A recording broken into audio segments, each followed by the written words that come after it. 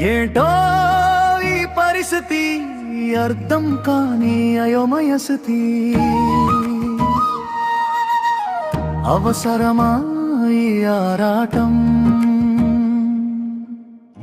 ఎవరి కోసం ఈ పోరాటం? మార్పురాని హిందువుల కోసం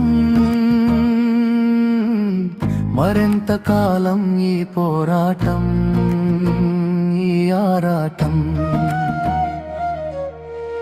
ఉద్యమాలే చేస్తుంటే మద్దతే లేకపోయే, అన్నీ వదిలి వచ్చిన ఆదరణే కరువాయే. నా కోసం కాదురా, నీ కోసమే తపనరా, భావితరాల కోసమే ఈ బాధంతా సోదరా.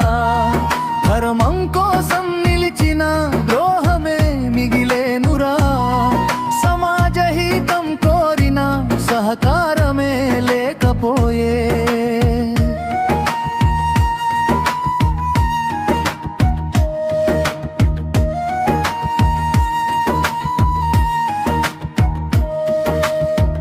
అడుగడుగున ఇబ్బందులు అపహాస్యం చేస్తుంటే, స్వార్థపు సంకెళ్లలో సమాజం సాగుతుండే.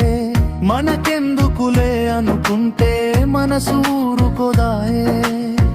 కళ్ళు మూసుకుందామంటే కంటి కునుకే రాదాయే. నిమ్మలంగా ఉందామంటే గుండె బరువెక్కుతుండే.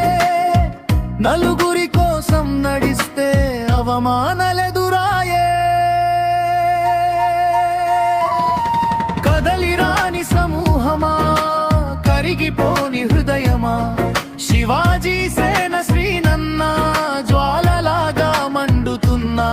మరెందరో వీరులంతా సమిధలుగా మారుతున్నా, ధర్మరక్షణ కోసం ఆహుతే అవుతుంటే.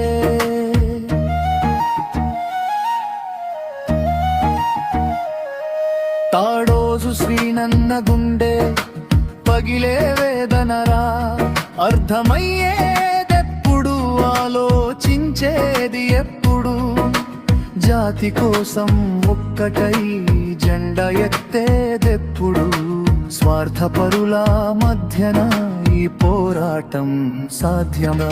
జవాబులేని పయనం ఇంకెన్నాళ్ళు సాగాలో, అసహనంతో ఆగిపోవాలా అయినా కొనసాగాలా? ఏంటో ఈ పరిస్థితి, అర్థం కాని అయోమయ స్థితి.